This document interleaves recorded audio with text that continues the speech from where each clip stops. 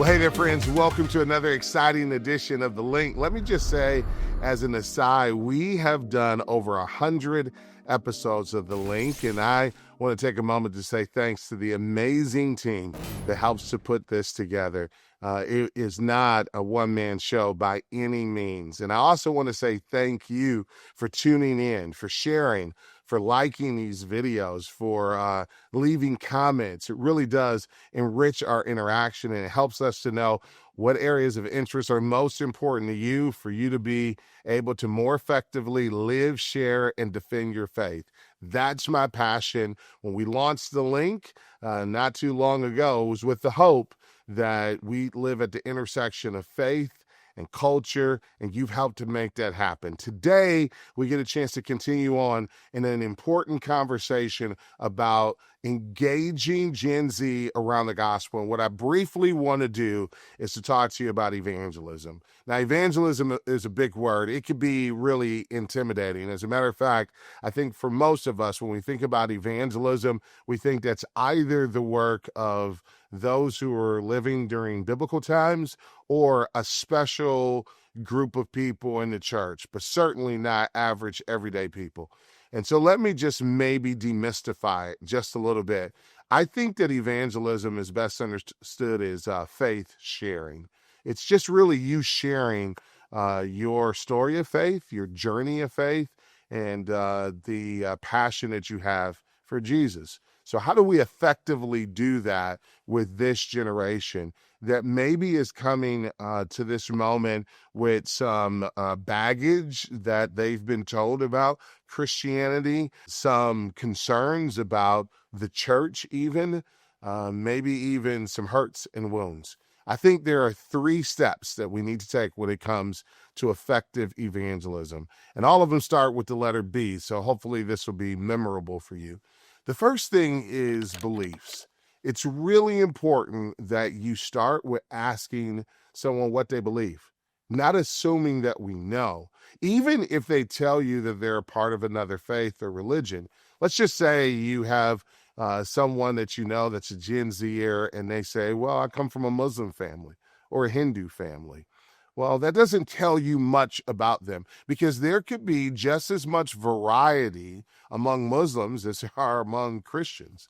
Think about the Christians that you know. There's a pretty wide variety among what we believe about so many things. I guess this is my way of saying, don't forget that when you're sharing your faith, you're talking to an individual, right? So you want to understand, what do they believe? So tell me, what do you believe about God? What do you believe about religion? What do you believe about Jesus? It's an important series of questions so that you aren't just dealing with a statistic, or you're not dealing with a caricature of a particular person, but you're actually dealing with that person specifically. So the first thing you want to talk to them about is, what do you believe? I'm interested in knowing. And that genuine curiosity typically will defang any sense of animosity that might exist between you and a person if you genuinely want to understand what they believe. Now, let me just say one other thing. This is important for our own children as well, because for some of us, we've raised our children maybe going to church or a Christian environment, and so it can be shocking, even overwhelming, when they walk into your living room and they say, I don't believe that anymore. I don't believe like you believe.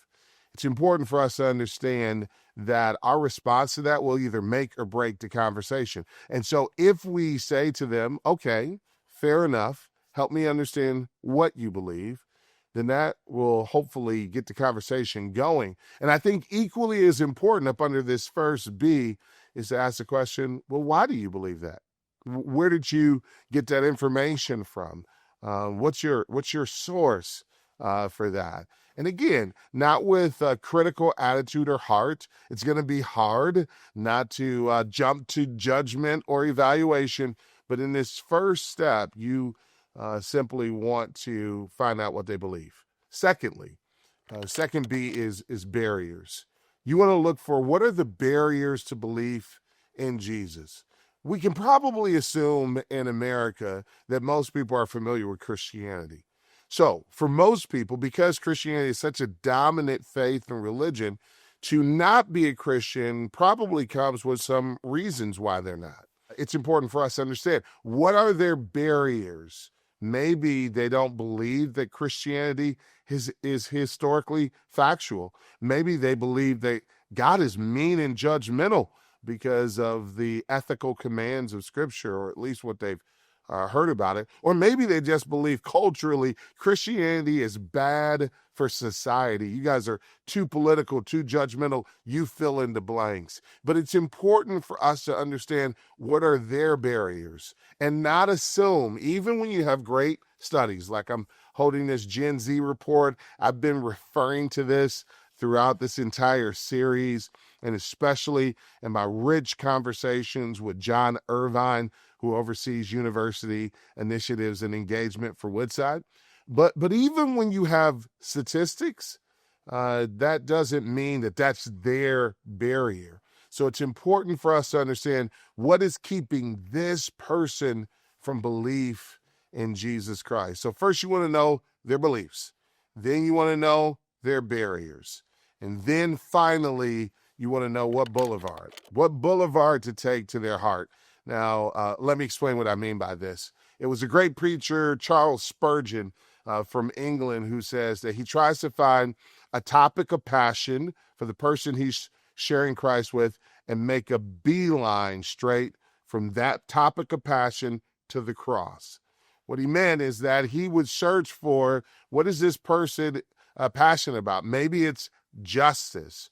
Maybe they are passionate about their family. Maybe there are other passions they have in their career. But what Charles Spurgeon would try to find out is, what is this person passionate about? And for him, that was the boulevard that he would take from that passion point to the cross. And what we have to try to do is to show how the gospel speaks to that area of passion. This is where knowing Scripture is really important. This is where knowing your own personal story is really important. Odds are, this isn't always true, but odds are God in his providence has put you in the pathway of people who can really benefit from your story. So if, for example, someone says, yeah, my real passion is my family, then talk to them about how the gospel answered the deep longings of your heart concerning family. Or if they say, man, my real worry or fear is the future of my career, talk to them about how you've wrestled with those things yourself and how the Lord and the gospel has spoken to your heart about career. Or if it's societal justice, I think you get the point. What's really important is that we find their passion point and that we make a beeline to the cross. So, as we seek to engage Gen Z, who, again, by every account, is very spiritually open to these type of conversations, find out what they believe, find out what the barriers are, identify the boulevard or the passion point, make a beeline to the cross.